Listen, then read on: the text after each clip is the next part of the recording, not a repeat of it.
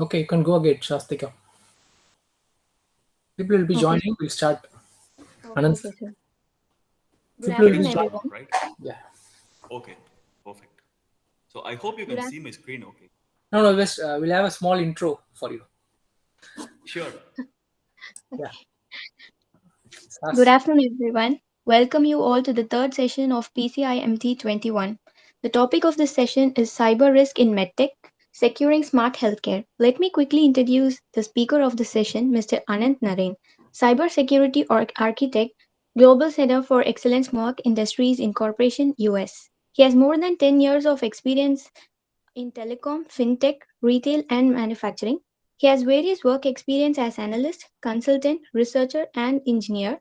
He is a certified Microsoft and Cisco certified professional. He has contributed in creating a bundle layer, a new layer in TCP's IP suite for DTN research. He is an alumni of Pondicherry University and University of Surrey, UK, and Purdue University, USA. We are glad to have you here, sir. Now I request Mr. Anant Narain to take over the session. Thank you for the introduction, Sastika. Thank you, Uh, sir. so let me start. I hope you can see my screen okay. Yeah. Yeah. So to continue the conversation, this is about cyber risk in medtech, securing smart healthcare. Uh, just a synopsis of what we are going to do today.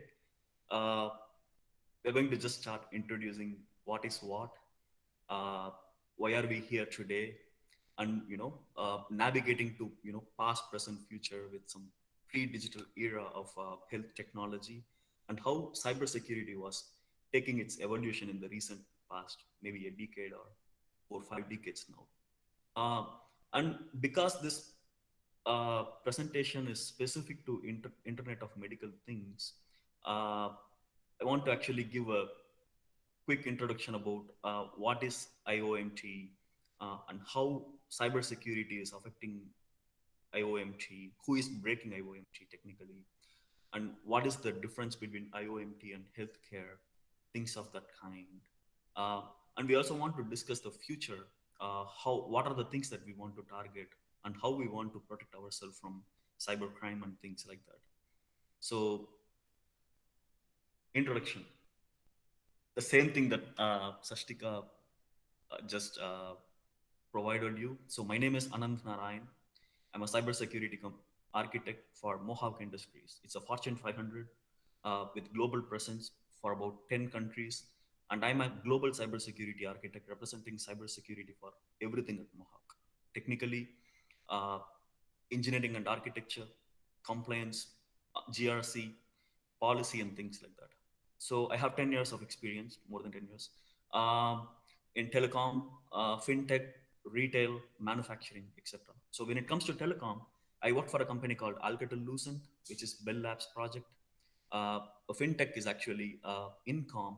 So Incom acquired American Express, part of business, where I was in the forefront for making sure the mergers and acquisitions for Incom with American Express, part of business, in uh, prepaid gift card uh, processing. So we wanted to make sure whether the networking and the architecture was put right in terms of risk management and strategy.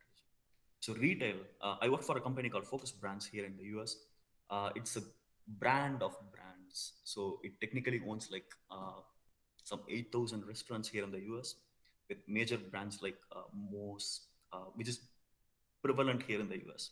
Manufacturing, of course, I work for Mohawk, which is pure manufacturing of world's largest flooring company. That's what we uh, uh, you know market ourselves in various capacities. So sometimes I will be actually working just not every day for me is same. So sometimes it will be like doing some uh, network architecture analysis.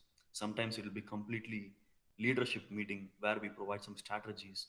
So uh, the synopsis is actually like uh, when we actually sit as a cybersecurity professional, it's not about just technology. We want to kind of understand what we are trying to protect, be it understanding the business, be it the revenue, where the money is sitting, where the data is sitting, how everything is connected. So that's the holistic approach that we want to take when it comes to cybersecurity. So I worked as an engineer. That's when I started my career as a software developer, writing C programs for microprocessors, and some risk-based architecture with processors like ARM, Wintegra, uh, you know, Intel. So I was a consultant. That's my first job here in the US, where I was a pen tester. So taking some uh, Qualys boxes. So Qualys is actually a company that does vulnerability and pen testing. So I had to literally take the physical box to all the banks in Florida to make sure that they are secure. And I was an R&D engineer for Bell Labs, part of Alcatel Lucent, and I am now an architect for the past few years. So my key areas are cybersecurity engineering and architecture, governance, risk, compliance, vulnerability assessment and pen testing, DevSecOps, which is a fancy term now for the past couple of years, software development, like I told you earlier, research and development. So we developed 4G WiMAX security sublayer at Bell Labs, which was specifically challenging the commercially hit LTE network. So although WiMAX was not commercially hit, the underlying concept for both LTE and WiMAX were almost the same. So I was representing Phi and MAC layer, which will actually be the first and second layer that will be connecting to the third layer, which comes to networks. So the reason why I'm actually giving you all this introduction is because when we actually go deeper, we want to kind of always relate back to connect the dots. So that was helping me to where I am today. I was also a part of a DTN research group. So it is called delay tolerant networking. The primary idea was to fail TCP/IP. So everything that TCP/IP developed was very good for the traditional network, but not for wireless connectivity during 2010. So our idea was actually to introduce a new layer from the traditional 4 layers TCP/IP stack. So between your physical network, transport and application, between transport and application, we introduced bundle layer. The reason is because the way TCP/IP work is source destination. So when you send a packet, if the destination can receive it within the TTL, the time to live, which is set by the vendors or sometimes the protocol by itself, either it will observe the packet or it will drop the packet. But when it comes to wireless node mobility, that's not the case, because the connectivity is not always up. It is always intermittent, and you want to actually find an opportunity network for holding the data until the connectivity is coming back up. In that case, TCP/IP will fail. So we wanted to actually take a giant leap on creating a bundle layer which will hold the data, and we wanted to write routing algorithms. So the reason when I'm putting Cisco certified professional here, I had to actually like certify specializing in routing. I had to understand all the traditional routing that TCP/IP created, and we started creating a lot of routing protocols like epidemic, spray and wait, which is not even in some textbooks. So that helped me actually to kind of understand the traditional network behavior of telecom and wireless connectivity. I am a Purdue University alumni here in the US. I completed my master's in University of Surrey, UK, specializing in mobile and satellite communications, and Pondicherry University, electronics and communications. Microsoft and certified, Cisco certified. Hope this introduction is actually giving you way for my profile, and I will actually like ask Professor Hemakumar sir to chime in and give some introduction about the audience, students, and who are the faculty members that are here in the meeting today. Okay, we have a wide variety of participants here. Yeah, I don't want actually to name it, but if you just give me some, Yeah. Outlook, we have faculties mostly. We have faculties, we have research scholars. We have almost from many departments. I have seen engineering departments, management departments. We have from, of course, the thing was, we have a lawyer here, one person from law. and accountants. I have seen even librarians. Okay. Students also I have seen many students, and of course some people from companies, EI India and ET. Many people come from companies. People are attending. So this is the overview of the different participants we are having. Mostly we have big professors, and we also participants from polytechnic colleges. So in and around, actually it's a pan India. We have from all throughout India, and even we had two participants outside India. One is from Malaysia, and another one, another participant was outside. I think some Muscat, or I just don't remember the exact place. But we have a wide variety of participants from different places. So mostly India, and I think majority around 47% it comes from Tamil Nadu and southern part of India. And, we have people from across, from Uttar Pradesh, and throughout north also, north and east and western states. That's a kind of mixed Thank population. you We for have, of that, course, students because also. We have good number of students also here. Yeah, that helps me actually understand the audience better now. And yeah. thank you for the overview, Professor. Thank you, thank you. Let me continue. Yeah, So, because this presentation is all about medical technology, uh, let's start with actually some pre-digital era. So, first of all, we want to kind of understand anytime uh, when we are talking about some buzzword bingo, that's the term we used to call here. Anytime there is a new buzzword in technology, people will just start talking about it without having an understanding of why it was evolved and what is the reason for it to be evolved today. So this is the approach that my professors, like yourself, professor, taught me to go back to actually what is the basics and come back to how it is actually interpreted today. So, although this is not my area, I just wanted to put this as a slide to kind of actually start it why we are discussing today. So, health technology. Um, Combining cybersecurity and health technology. And one more thing I want to let you know is actually my content is not the king here. I'm not really good at actually some fancy colors and stuff like that. So I'm just putting some words here. More than the slides, I'm just going to talk. So hope you guys don't mind about that. Thank you. Uh, so prior to 1800s, right? Medicine was, family affair. So only family members were actually like taking care of any illness. Uh, Doctors, even without proper education, were representing only some serious and life-threatening illnesses. So this was called domestic medicine. I'm sure actually there are a lot of medical people here who will be just thinking that I'm just actually like talking ABCD to you, but just wanted to give you a hint. So a combination of home remedy and scientific procedures was all about domestic medicine. So most births took place at home. Uh, Western medicine was based on ancient Greek principle of four humors. I honestly don't know what those are, but just wanted to put it here. The balance among these humors are the key to health in those days. In 18th century, it was slowly evolving, where physicians were having some medical degrees, some scientific advancements. That is when actually American landscape was, showing some training in the late colonial period. UPenn here in the US is one of the top colleges. Started opening their first college in 1765. Concerns about sanitation, hygiene led to Department of Health. These are all actually the introduction of why health was even considered as a topic today. Government sponsored public and private healthcare, because healthcare is also playing a vital role here when it comes to cybersecurity for health. So we wanted to definitely address what is healthcare.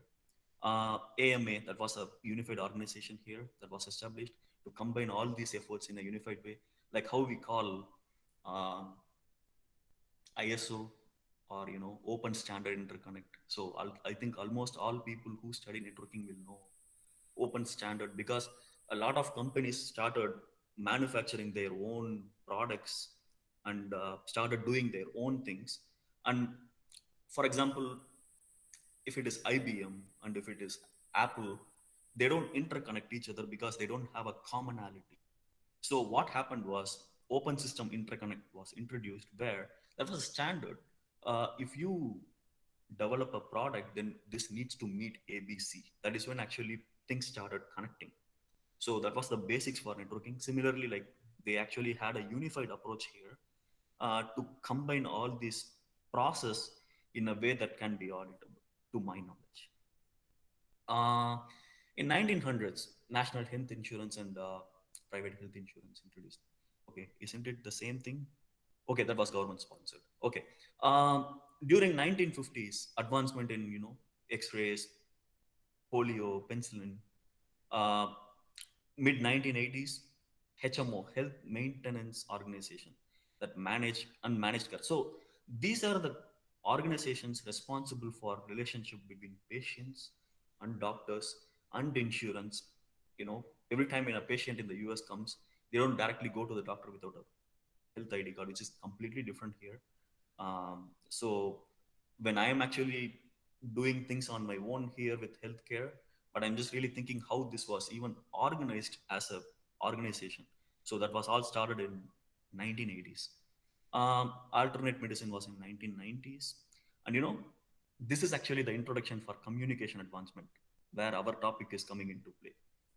The internet, WW, and telemedicine. So telemedicine, as you all aware of, is interactive medicine with telephone services from doctors to patients. Now, because we started talking about some health technology, we wanted to go into cybersecurity because that is the combination of this presentation. So, evaluation of cybersecurity. First of all, I'm sure actually, if I want to kill time, I can actually ask some basic questions to all of you, like, what do you think about cybersecurity? But if you think, I can just simply continue, then I will go ahead, Professor.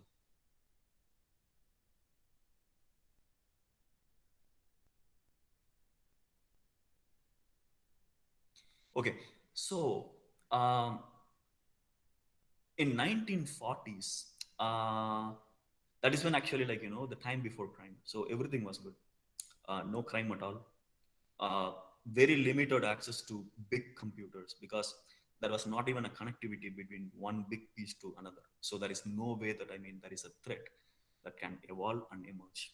So the theory of underlying computer virus was first made public in 1949. This was an internet article, but I just wanted to make it as a point. In 1950s, phone phreaks. So people used to actually hijack the telecom protocols, like frame relay, ATM, things like that, and packet switching, circuit switching, all the underlying protocols like X509. So they try to actually hijack those just to make some free calls, but unfortunately, telecom companies couldn't do anything about it. So, but it slowly ended because phones were not going prevalent in the technological advancements. In 1960s, so the first hijack was in MIT, Massachusetts Institute, where a lot of large mainframes. Mainframe is actually a supercomputer developed by IBM. Many versions, we are even still using some AS400s today in our office, which is purely mainframe. So they are like huge computers deployed in MIT, where the first hacking was started by students, but not with malicious intent. So they were all actually trying to, create some database or, even try to learn something, but that is the introduction of hacking at all. So 1970s, computer security is born. So what is computer security? So port security, you know, uh, Ethernet, ARPANET, things like that. So from ARPANET to internet. So ARPANET, as you all aware, actually, this is some advanced research project for a precursor for internet. So in that era, a lot of Trojan horse. So Trojan horse is actually like a kind of malware. What it does is it's trying to fool you. So you click a link and there will be a Trojan horse or a link that is attached in the back. So, all they wanted is actually to make sure that, okay, you clicked it and the malware is actually in, but it's not going to do anything like a ransomware. So, but still, actually, it was the introduction of all these advanced ransomware and, WannaCry and things like that today. But that was the introduction in 1980s. And computer virus. So again, actually, some program like short file downloads, things like that. So uh, here in the US, actually, like when these things came into existence, there was a criteria called the Orange Book that was developed by maybe NIST, I'm not sure. Uh, so the Orange Book criteria had some requirements that these advanced protocols need to match in order to combat these existing malwares and viruses that was prevalent in those days. And piggybacking, actually, like, some um, there was a story, actually, like long back, uh, the, the the guy that started McAfee, John McAfee. So he used piggybacking technology long back to kind of, uh, write a malicious code that will actually piggyback to uh, some critical, what was that actually? Um, some ARPANET, actually. Yeah, it will piggyback to the ARPANET protocols. So that is how actually this piggybacking process started. So with all this computer theory, that when we start studying piggybacking, was all actually started in 1980s when this ARPANET project was even started. So now 1990s, like I told you in the previous slide, uh, communication advancement, internet, this era, that's when actually the world is going online. So, a lot of virus mutations. So polymorphic virus is kind of a mutation where the original code is still going to be there so that you may not be able to detect that. So it's going to mute, like, so very similar to COVID now. So it's going to mutate uh, in order to actually avoid detection by having the original code without changing any alteration there. That is when actually the development of digital signatures and signature-based attacks came. So when you evaluate a lot of endpoint security products, so when I say endpoint, an endpoint can be a computer, or an endpoint can be a server, or an endpoint can be a database. So it requires an operating system, regardless of Windows or Linux or Mac. An endpoint should actually run an operating system where you'll be deploying some agents. So all these new technologies like endpoint security, there are some companies like CrowdStrike, Sentinel-1, uh, Palo Alto, Cortex platform. These are the endpoint leading providers in the market today, but they are not actually doing detection based on signatures today. But that was not the case a couple of years back. So every time when I start evaluating products, it was still based on signatures. The reason why I'm telling this is actually uh, they will have a list of database when it comes to endpoint security. And they will actually say, okay, this is normal behavior and this is not. This is normal behavior and this is not. Everything is, the algorithm is written based on these signatures. And if you find any malicious traffic in your network or, in your server, um, it's going to compare that to the database and say, hey, this is not looking good. So that was actually good until, a few years back, where this artificial intelligence based stuff came in. Then the companies took a paradigm shift, by changing, no, we are not going to compare with signatures anymore, so we are going to actually, baseline this with threat intelligence and things like that. But I will just actually come to that topic when we talk a lot of stuff in the future slides. But I hope actually I'm not deviating a lot because I want to stick within the topic. And 1990 was actually the time when email security was even just started. So someone can actually attach a malicious link or attachment to a potential email. And all these phishing attacks we are hearing in the news today were all actually started in those era. Either we may not be knowing 20 years back because of the the the catastrophic effects that it is creating today is not the same 20 years back. That is the reason, but still the technology was there. In 2000s, threats diversify and multiply. So this is the thing actually. All this time I was telling, okay, you want to make the user to click a link or click, a potential file to be able to download something in their potential endpoint or a computer, so that that file can actually start making whatever the attacker wants to do. But in 2000s, things become a little smart. So you don't have to potentially download anything.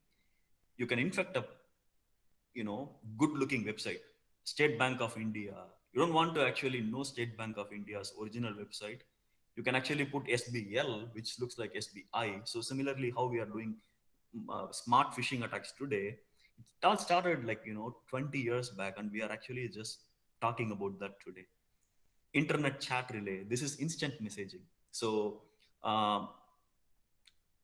when Yahoo and a lot of companies had their own IM boxes, uh, you'll be getting some ads within the box which will make you feel that you want to click them. So that is also part of this attack surface. And in 2000s, they started actually talking about 0-day vulnerabilities. So 0-day is nothing but uh, one good example is the trending log4j today is a 0-day vulnerability. The reason I'm telling is uh, I've been spending a lot of time there. What is 0-day means?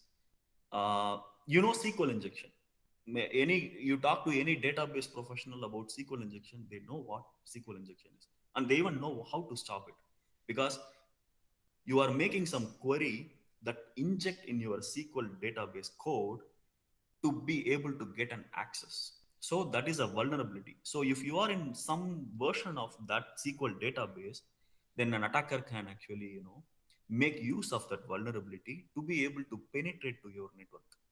But that is actually not a 0-day vulnerability, because we know how to handle that, and there are patches available, updates available, and the vendors are ready actually to give you support for, uh, any any traversing in your network. When I say traversing, the vulnerability is already there and an attacker is already here in your network. Even in that case, we'll be able to stop them. But 0-day is something that just born. So you do not know how to patch it. The vendors are not going to say, we have a readily available update for you. Now Apache and uh, uh, other frameworks are coming with a new patch for this log4j, but that was not the case when it was first initially identified. So that is called 0-day vulnerability.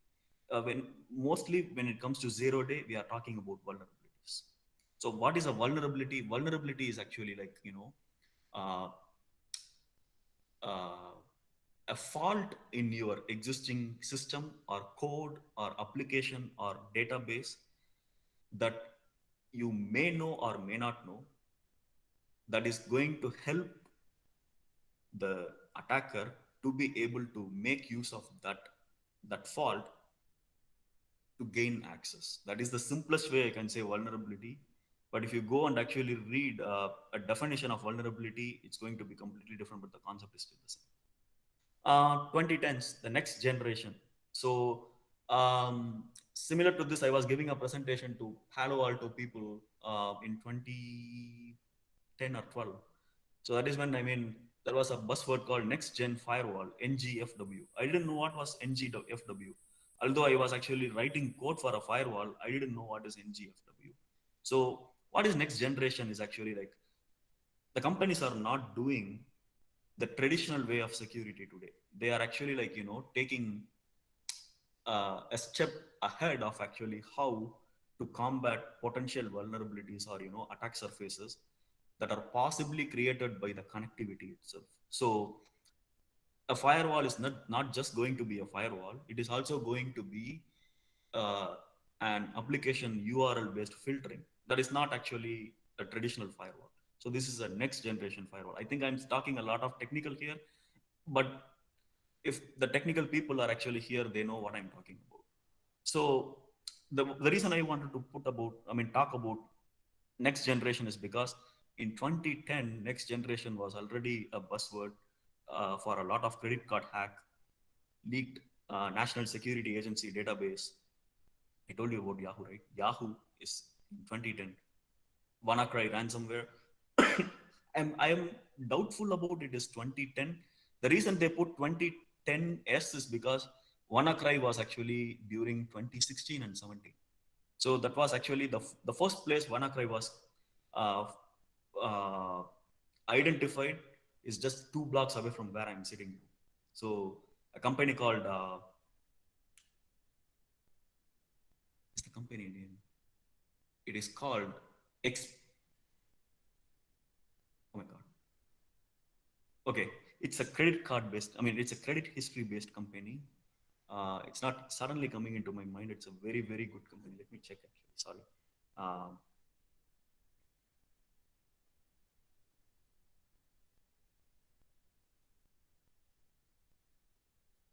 Equifax. Sorry. So Equifax is Atlanta-based company, a few blocks away, and I personally know the security people that are still working there. So when they identified WannaCry ransomware, it was based on again Apache struts. So Apache strut, okay. Again, I don't want to go deep there, but these are all actually the landscape how this security was evolved from a traditional phone hack to whatever we are talking today. DDoS is actually distributed denial of service. What is a denial of service? So you are sitting in a browsing center. Um, I can make you not to work in the browsing center by several different ways. Either I can actually take you out of the place physically, or I can actually turn off your computer, or I can do anything. But denial of service is actually, I'm actually sending you like 15, 20,000 requests to your computer so that the computer is going to hang. It's called denying the service because the computer is not ready to accept any new requests coming its way. So it's going to deny. So that is actually denial of service, and DDoS is very prevalent even today because a lot of attackers with malicious intent, if they are unable to get into your network, they can simply DDoS you, at least to actually see whether you are reacting to it. So this is actually a high level introduction of cybersecurity. I didn't want to actually talk to you about what is cybersecurity by drawing two computers and putting an Ethernet or RFC 1918 IP address and things like that, because that is a whole other topic which will go a deep down understanding. Maybe if you are interested, Professor, I will continue doing some presentations for basic networking and security stuff, but this one is not about that because we wanted to combine two big topics about cyber and healthcare. So I wanted to make it to the point. Yes. So, and then actually going back to the same story, evaluation of cybersecurity, there are some fancy terms within cyber industry. Creeper and Reaper is actually a type of attack. So they were all actually like engineers, worked for IBM. They actually they wrote a script pretty much that is actually going to display in your computer. If you are connected to two different computers within the same network or even a hub, actually, it's not even a network, a plain hub.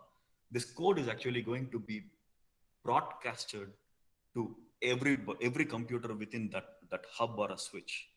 So a hub and a switch, actually, that again goes back to basic networking. So uh, a hub is actually based on MAC address, which is layer 2, and a switch is again a MAC address layer 2. But when it comes to network, that is when actually layer 3 kicks in, where you will talk about layer 3 switch or router or a firewall that is completely working based on IP address. So this Creeper and Reaper was actually capable for doing both L2 and L3 code between computers. So what is the difference between Creeper and Reaper is actually, between two computers the same message, and Reaper is actually the duplication where it is going to delete the Creeper's message. So it was actually like some funny message that the Creeper sends, hey, um, I am here, what's with you, something like that. So he will send that message.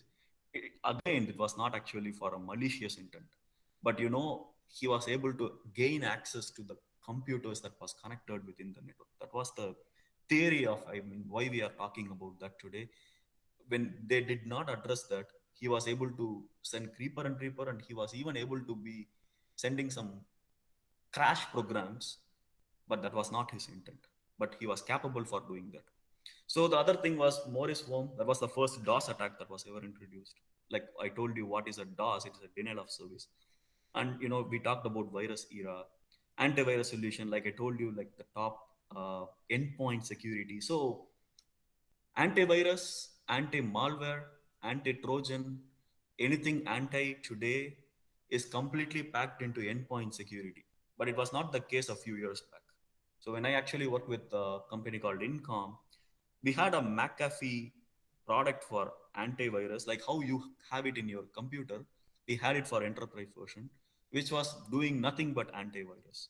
But for anti-malware, we had a whole other product line. So, but now today it is everything endpoint security and firewalls. Like I told you, uh, it's technically handling IP address. So the way firewall works is either allow or deny.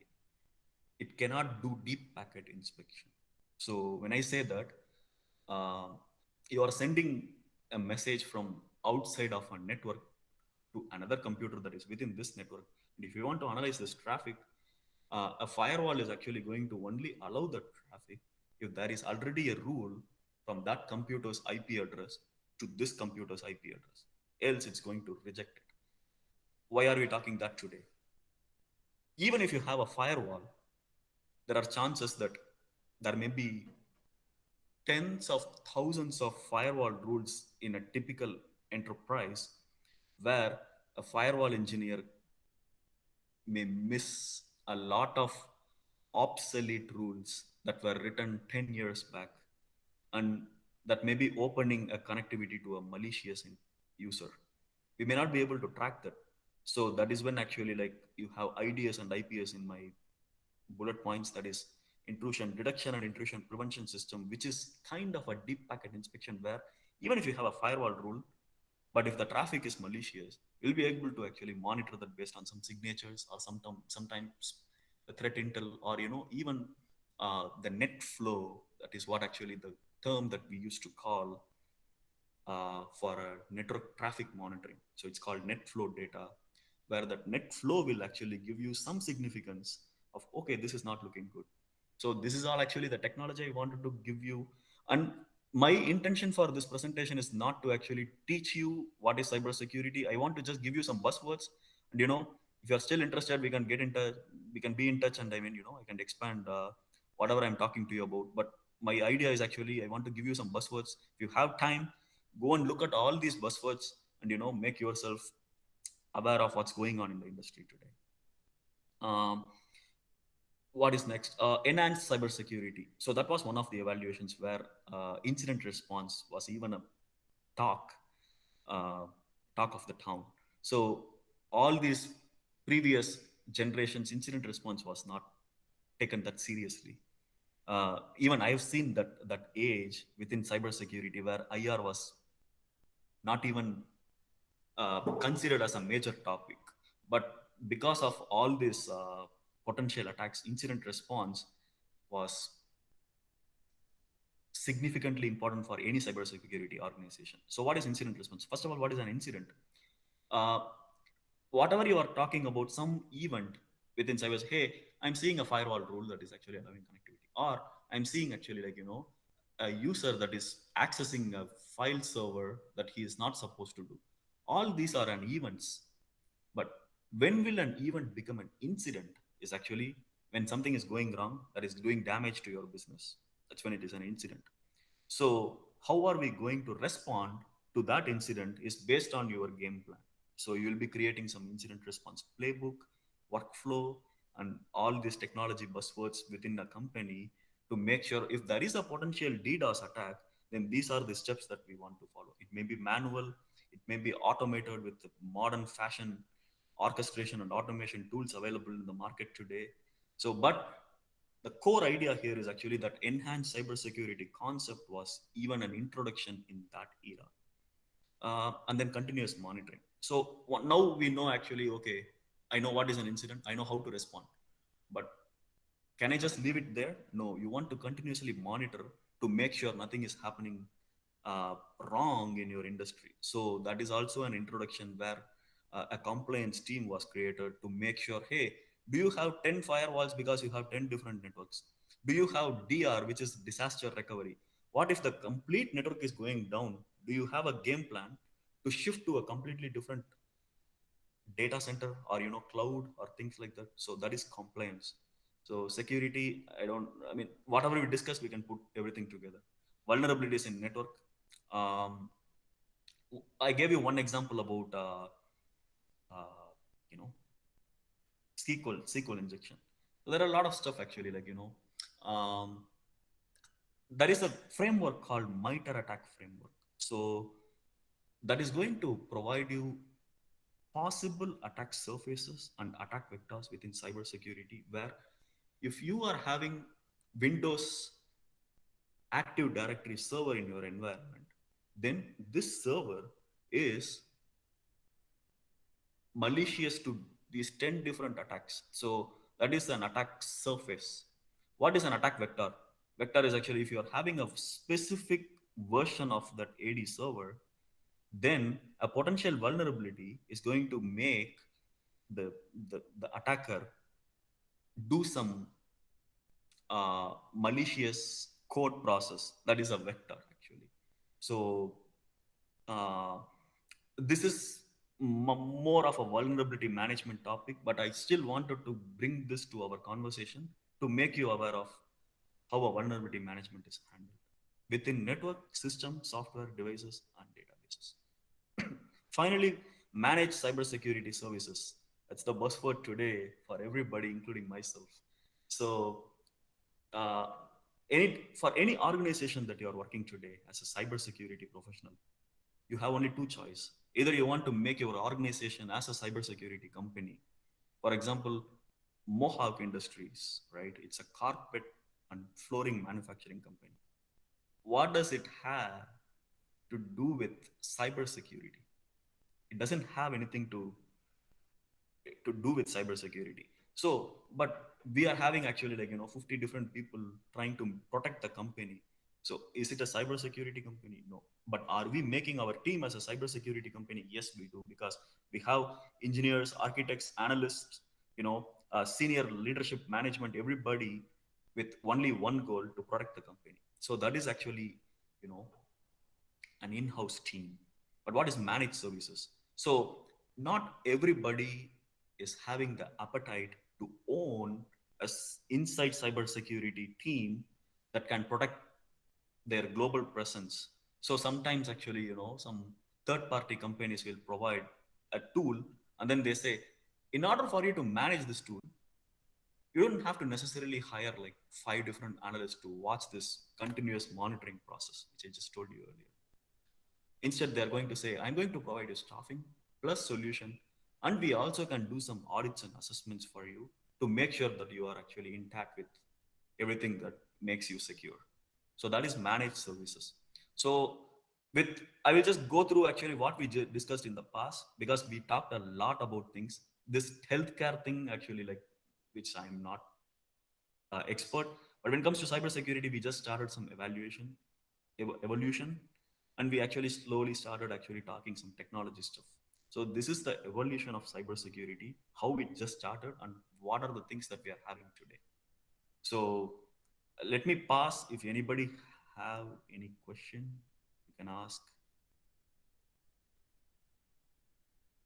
Or if I can please, if I can continue, I can go ahead. Yes. You can continue. You're hearing. Okay, perfect. Yeah. After cybersecurity, now because we wanted to align this to Internet of Medical Technology, first of all, we wanted to understand what is Internet of Things. I know many in this meeting will know what is Internet of Things, but I'm just targeting this for people that don't know. Internet of Things is actually anything, whether this water bottle or even anything that can hold an IP address or that can do connect to an internet, that is called Internet of Things. I'm having actually a water bottle that is smart water bottle. The reason is I'm having an app for that, and I can control the temperature of my coffee within that water bottle from my app. That is Internet of Things, for example. Why are we talking about Internet of Things now? Is because it is applicable in home, like you see here, utilities, in the water bottle I just told you, everything, home health, things like that, even parking actually. So uh, I'm leaving my car here.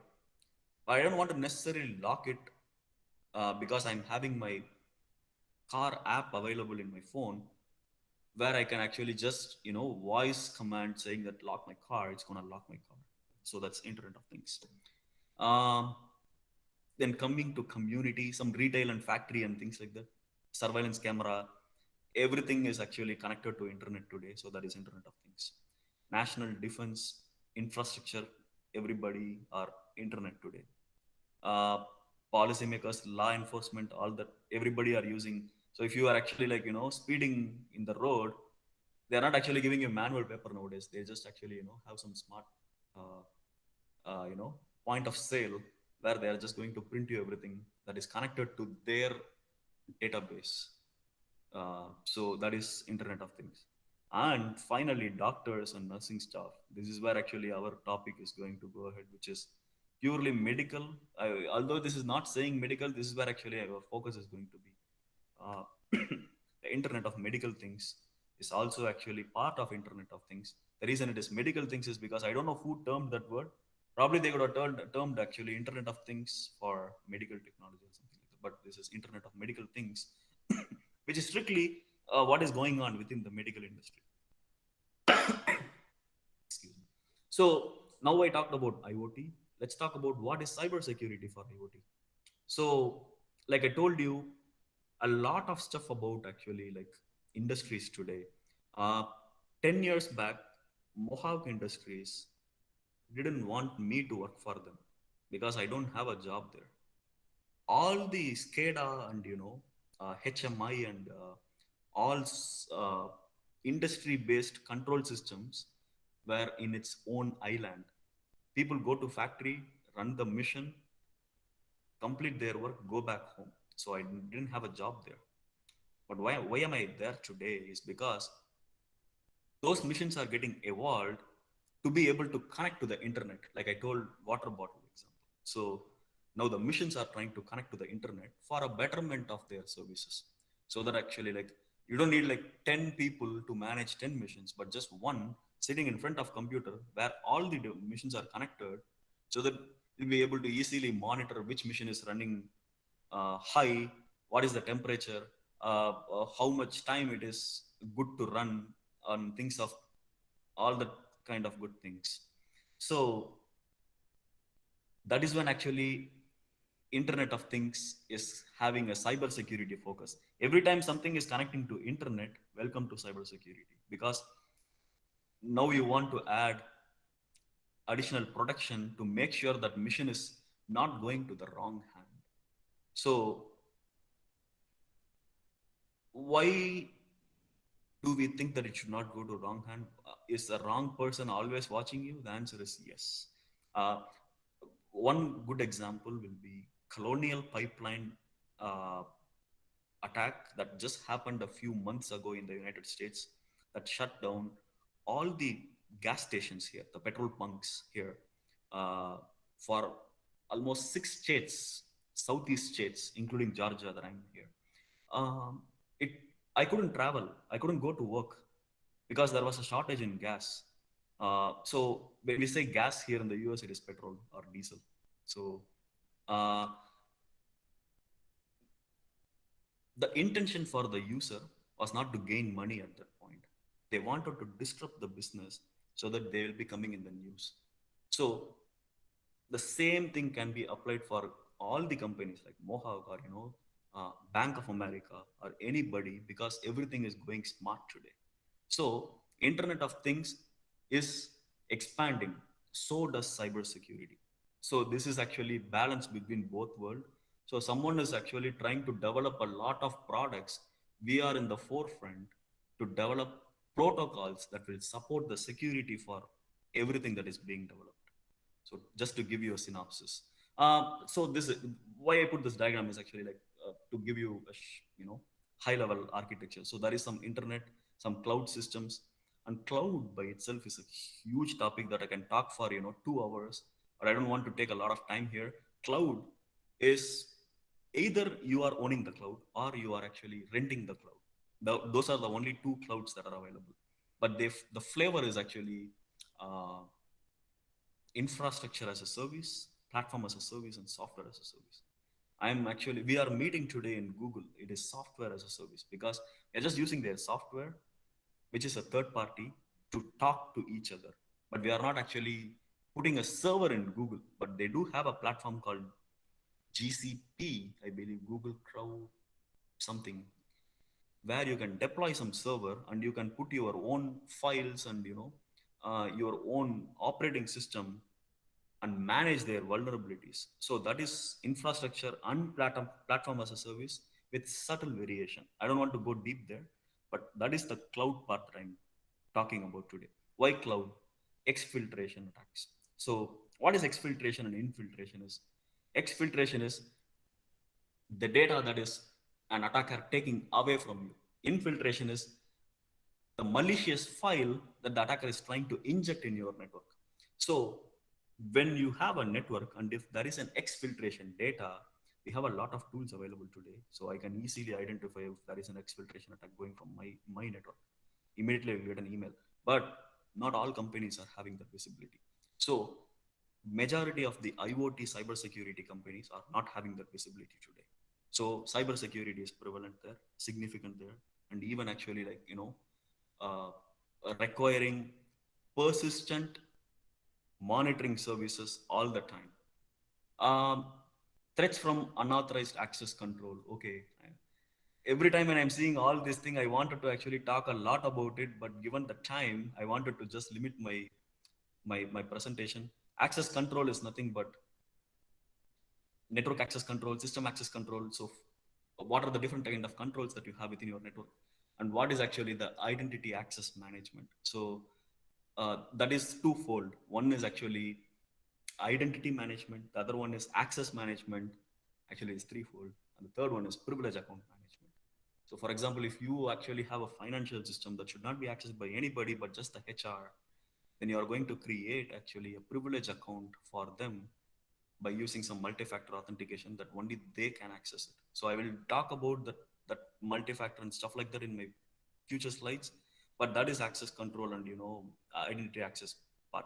Remote access, VPN. So anybody working from home today, almost all are working from home today, trying to connect to the corporate network, be it office or college, universities, hospitals, or any organization's network via VPN is based on remote access management. So you will be having, some client sitting in your desktop or computer where you click and then provide your credentials and do multi-factor authentication to make sure that you are connected there. But there are several other flaws there. That's not actually the intent for this topic today. Threat from unauthorized control. Uh, it's kind of actually okay. What if actually someone that is not authorized is trying to access your environment? Is all about that. Threat from HMI is again actually like I told you, like uh, that is kind of insider attack. Meaning you trust your employee, but you should not trust your employee. So that is zero trust architecture. That also I will talk to you in a few minutes. I hope this is fine with you. I can move to next one. This is the Purdue model, which is developed by my university here in the US, developed by Purdue University. This model is actually for industrial control system and cybersecurity and IoT.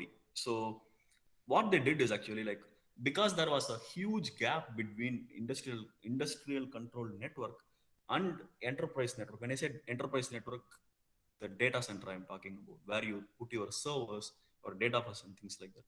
So there was a huge gap. So they were operating in their own way, and data center was operating in their own way. But the paradox is there was always a connectivity from the industrial control network to your main data center. So if there is a malicious attack that is happening in your traditional network or in the other world, it is going to affect both. So the Purdue model was created to make sure you are segmenting that. So what is segmentation is actually like your home. So when you have home, it's not like a big hall where you put your bed. You will have a separate bedroom and with a door and a lock, and you'll have a separate room for putting your money, things like that. So that is segmentation. So they put actually physical process where only sensors and field devices must be there, controlling network, local HMI network, control system network. That is pretty much a DMC for plant, which is actually uh, interact with your enterprise zone, which is your enterprise network. But this model has actually recently been changed, where they also have cloud presence after layer 5, which is going to be layer 5.1 or 6. I'm not on top of my mind, but they are also actually, you know, taking cloud into account. Uh, so the idea here is actually, okay, if an attacker is trying to hack a web or an email server by sending you a phishing email, then that is not going to that attack is not going to traverse within your other zones, because everything is actually managed by a firewall and other physical controls, network access controls that I said. So this is the idea, and this is the technology that we are trying to, you know, implement in a lot of companies to make sure that the segmentations are in the right place. Going to next slide. Now actually, like, we talked about IoT cybersecurity, and some segmentations, and now it is actually Internet of Medical Things. I'm not talking a lot about what is Internet of Medical Things specifically in this presentation, but I'm just actually putting this slide to run the flow, so that I'm just going to cover everything that I put as a title. So like I told, actually Internet of Medical Things is no different from Internet of Things, but just actually the things that are related to medical, like wearable technology, like your Apple Watch or Samsung Watch, that is showing you the heart rate. And if you actually integrate that to your primary doctor in the US, we are having a technology to integrate my Apple Watch. I'm not using Apple Watch, by the way, or any watch for that matter. So I can set up a profile where I can link my healthcare data, my healthcare insurance data, and my primary physician's interaction, where if my heart rate is actually going low, it is not only going to notify me, uh, but does notify my primary physician, the doctor, that hey, your patient is actually not doing well. So while the technology is fancy, like I told you, I mean, we also want to think about the cybersecurity side of it. uh, Sensors, while they put cardiac sensor, it is applicable for every sensor, motion sensor, surgical device. Let's say that is medical device. All the medical devices that are possibly connecting to the internet is part of Internet of Medical Things. So this is actually the smart healthcare concept, which is otherwise known as Internet of Medical Things. So that is the reason I didn't want to actually go with the topic called Internet of Medical Things. I just rather put smart healthcare, because when we talk about healthcare, it's talking about not just actually medical devices or sensors or things like that. It's also going to talk about data security, which is a whole different world when it comes to insurance. So you are going to actually have some standards here in the US, like HIPAA, which is actually the Information Protection and Privacy Act for healthcare data created by the United States, to make sure all the data that you are collecting from your patients need to be protected in a way that has a proper encryption standard, both data in transit and data in rest. I will tell you about that actually in a future slide, but just want to give you a hint. And now actually now, all these devices are trying to connect to internet either via Zigbee or Wi-Fi or Bluetooth. All these are wireless technologies, of course, and different protocols. And you have a communication gateway. That gateway can either be a router or a firewall, or even actually your cell phone that can act as a router. I mean, gateway that is connecting to your cellular network, or you are sending the data to someone else. Like I told you, that watch sending data to my doctor or clinical person, or even sometimes the ambulance, or even your emergency contact, which is one of your family members.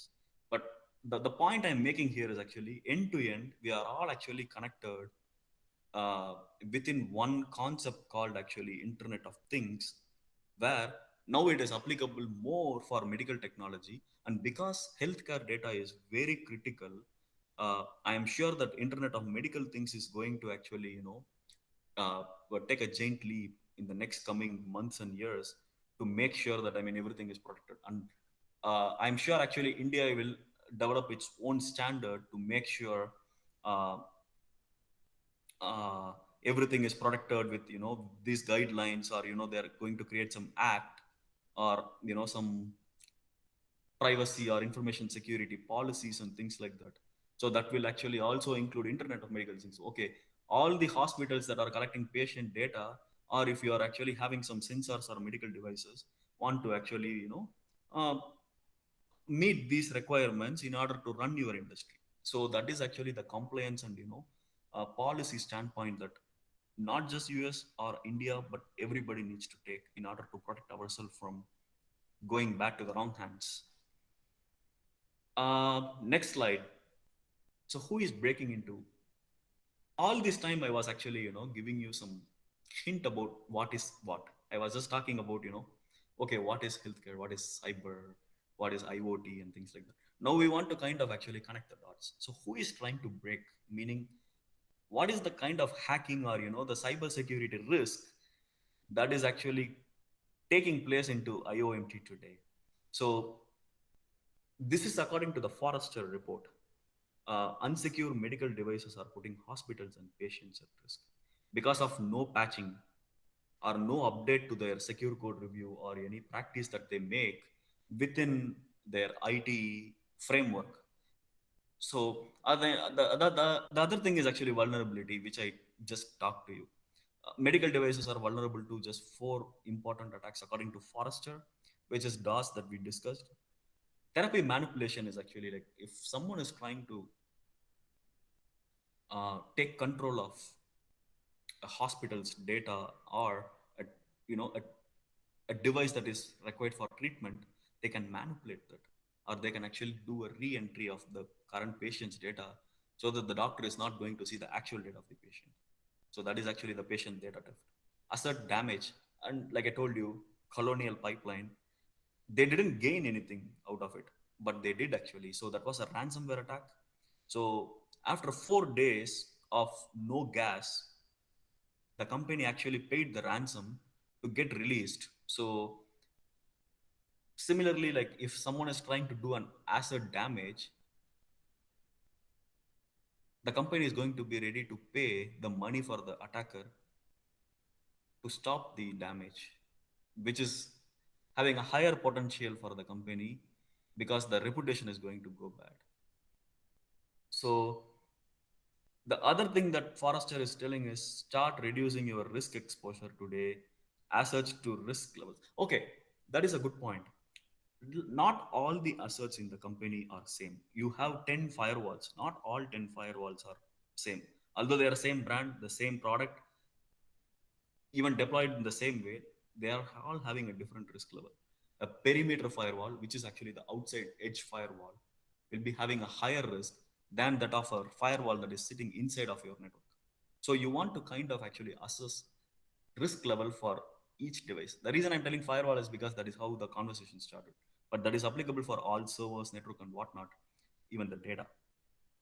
So we want to, they're also actually recommending the companies to push the vendors to get the immediate patches as far as applicable. So some companies actually say, no, this is a legacy uh, system that we developed 10 years back. Now you find vulnerability, we don't have actually support. Then it's good time for you to replace the vendor. Network controls, which I discussed, firewall, IDS, IPS, data loss prevention, CASB, which is cloud access security broker, endpoint, email security, identity access management. Everything is a network control or security control for that matter. Zero trust strategy.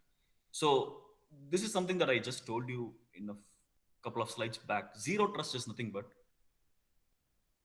even if the employee is working for you, they only need to have what they need to have. Meaning, I don't want to actually have an access to a financial system if I'm not supposed to. So that is zero trust architecture, which is called role-based access control. My role is this, and I need to actually only have this access uh, to any system or data. So that is applicable for IOMT too. The reason is, if the nurse and the clinical person are responsible for handling the device that is making the diagnosis, then the doctors don't want to have that access. It doesn't mean that the doctors don't know that, because from the cybersecurity standpoint, we don't want to trust the doctors to handle the instrument because they are not supposed to do the job, the diagnostic job. They only want to see the report and then start doing the, a treatment procedure. I mean, if I'm correlating it right. The next thing is actually rapid IoT adoption expands attack surface and attack vector. I think I repeated this a few slides before. Because of actually rapid growth in IoT, it is also welcoming a lot of cybersecurity measures that we all want to take. When I say we all, I'm not just talking about me as a cybersecurity professional. Any cybersecurity measures will always start with people.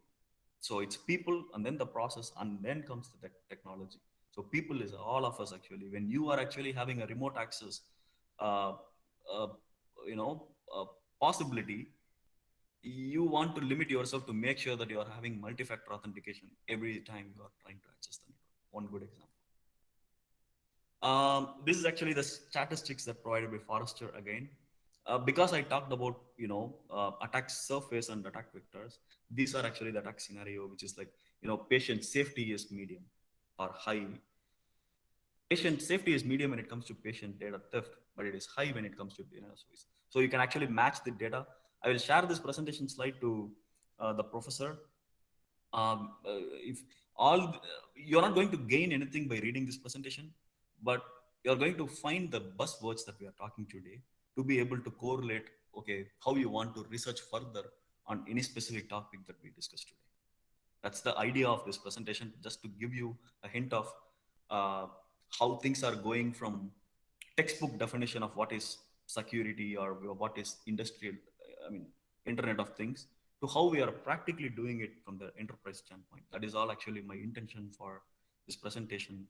So what is the future challenge? I'm just going to stop with, I'm here if you have any questions.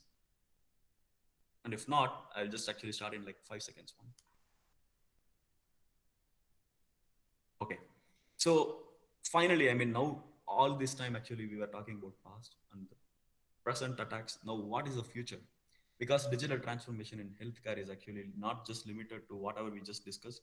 It's also actually, blockchain, electronic health records. So that is the data security part of it. Connecting with patients, like virtual reality. Doctors, like telemedicine, when I started this conversation, telemedicine nowadays is actually virtual reality because doctors can see patient, the way they move and things like that to diagnose and provide better treatment. Making data work because data security is prevalent. Big data, health informatics, predictive analytics, machine learning, all of this data-oriented uh, technology needs attention from a cybersecurity standpoint because everything has a vital role to play. So now I want to talk about encryption because I talked about that. Encryption is nothing but a technology that is going to mask your original data. Even if the data is stolen, the attacker is not going to see that with the traditional decryption algorithm. So there is a lot of algorithm developed like RSA, AES, TLS, SSL, things like that. But the concept is you're going to mask your data. And industry is standard frameworks like NIST and HIPAA. HIPAA is actually the Healthcare Information Protection Privacy Act. Uh, that is giving an outline that your encryption must be a certain number like AES 256 or 512K so that even the attacker cannot decode it. So that is data security, both when the data is sitting in a computer or if it is moving to different place. So uh, that is about data. Building dashboards. Sometimes, I mean, we build some dashboards in software, but we are going to give that to wrong hands. So we just want to really make sure that the dashboards are only accessible by people that want to access the dashboards. Increase in cloud migration, like I told you, a lot of this SaaS, PaaS, and infrastructure as a service is taking uh, a lot of shifts today. We want to also make sure that cybersecurity measures are taken care of. Voice recognition, like I told you, one example, like I can actually control my car using my voice recognition. But even that comes to medical, right? I mean, I can just send my data to my doctor is still voice recognition. And digitalized insurance is another application where your insurance ID cards are digital. So that should not be going to the wrong hands. Artificial intelligence enabled and wearable medical devices, which is something that we just discussed. Uh, so how to address, they have like 5 different steps. So first of all, we want to understand what is an IoT asset. Then we want to assess it, whether it is really good or bad. Then we want to see some security risk considerations. Is it really risk, or if it is really not, then we don't want to spinning wheels trying to protect that. Prevent the known threats, vulnerabilities, whatnot, everything. Detect and respond. If you don't know anything like 0-day, one example is Log4j, then you want to at least actually, try to respond by mitigating controls or compensating controls in our language where you may not be able to address that problem, but at least you need to have another protection that even if this vulnerability is taken by the attacker, you're having additional measures to safeguard your data or your network. So I think that is, yeah, I think this is the last slide. Okay. I don't want to bore you guys, but just want to quickly run through. So categorize existing device based on risk, like I told you. Implement a clinical risk management framework. So there is a ISO standard 8001-1.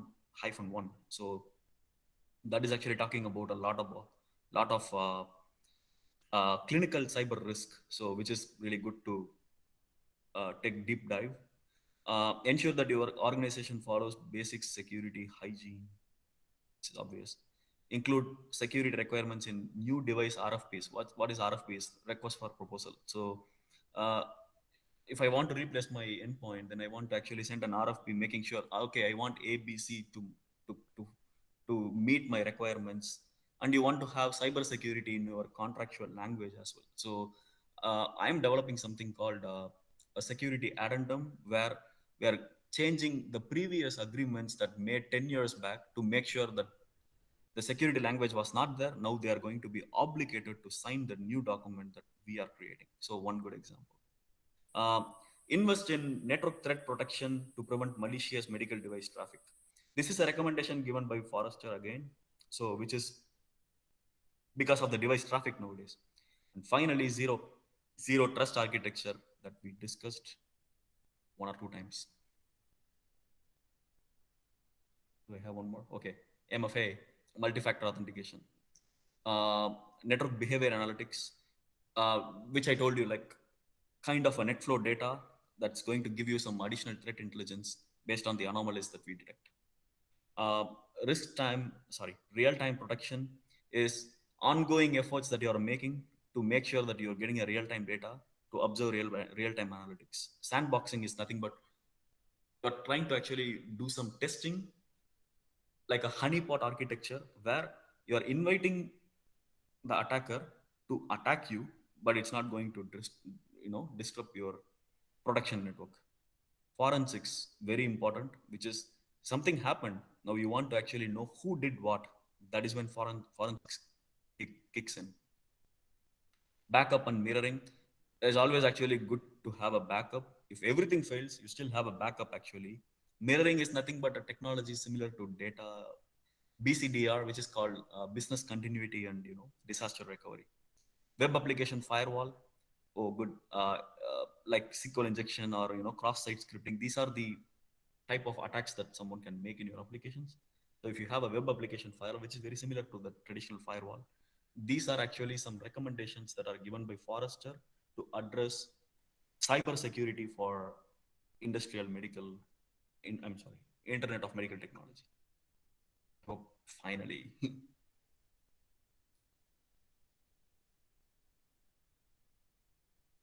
Any questions or comments? And it's my email. You can always email me by stating the presentation, and I'm glad to help you guys. Anything that may. It was great, actually. So I'm sure actually I just tried to navigate from a lot of stuff, but I still wanted to stick with the continuation. I think I would have done a better job, but honestly, I never had time to put a lot of diagrams and things like that. So I wanted to keep it simple. Nice, nice, nice. Participants, if you have any queries, you can ask, sir. Anand.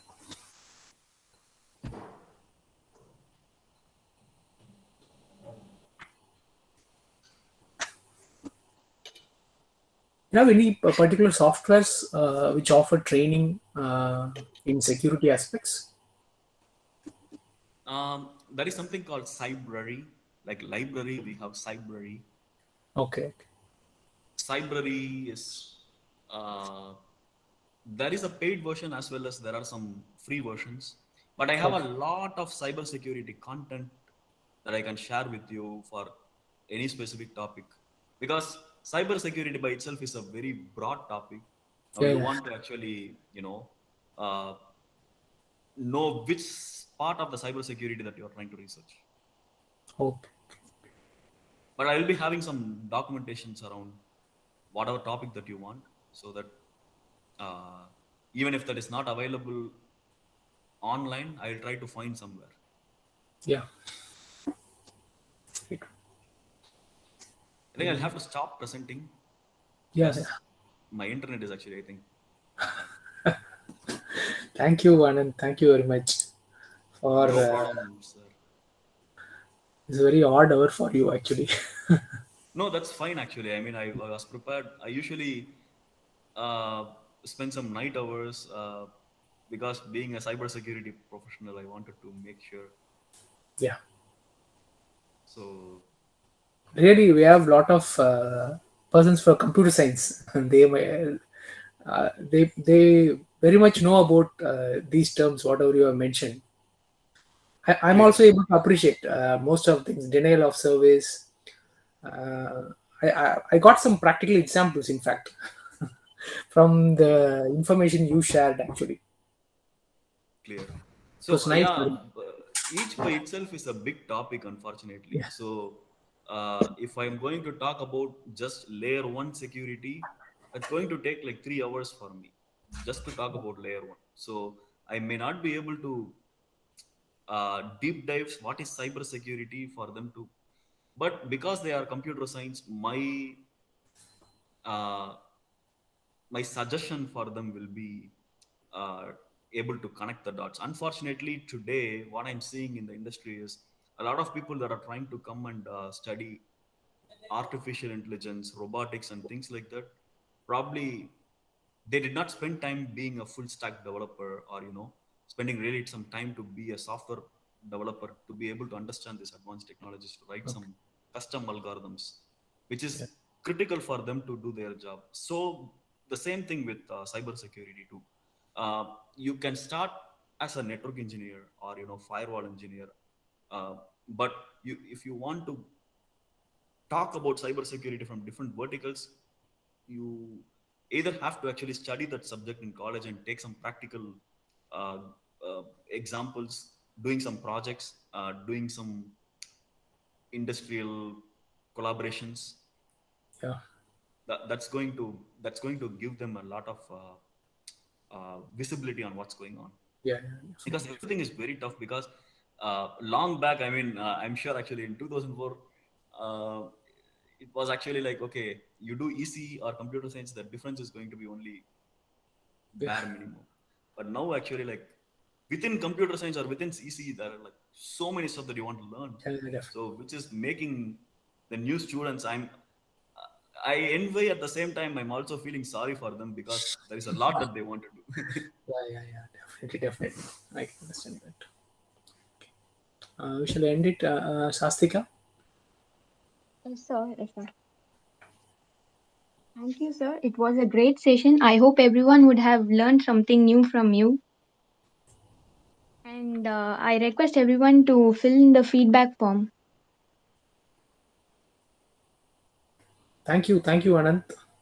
Thank Definitely, you I so much will for the call you opportunity. for interaction on these networks separately. I'll call with the Yeah, students. definitely, I'll be interested. The students Yeah, will have an interaction on these network aspect layers, so security protocols for them, particularly network definitely, I'll be layers, very interested. particularly network security. We'll Definitely, have a session on that later. I'll get in definitely. Yeah, touch with please you. invite me anytime. Yeah, Yeah. and thank you for the collaboration. And I will share you the. I think this is a recorded session, so I don't think like you want the presentation slides, or I Yeah, can this is a send you that. recording session. Yeah, for sure. Yeah. Thank you, Anand. Thank you so much for the opportunity, and really thank everybody that are in the call today and spending time with me today. It's been a great time for me to brush up my skills too. Excellent. Thank you. Right. Thank you, everybody. Bye.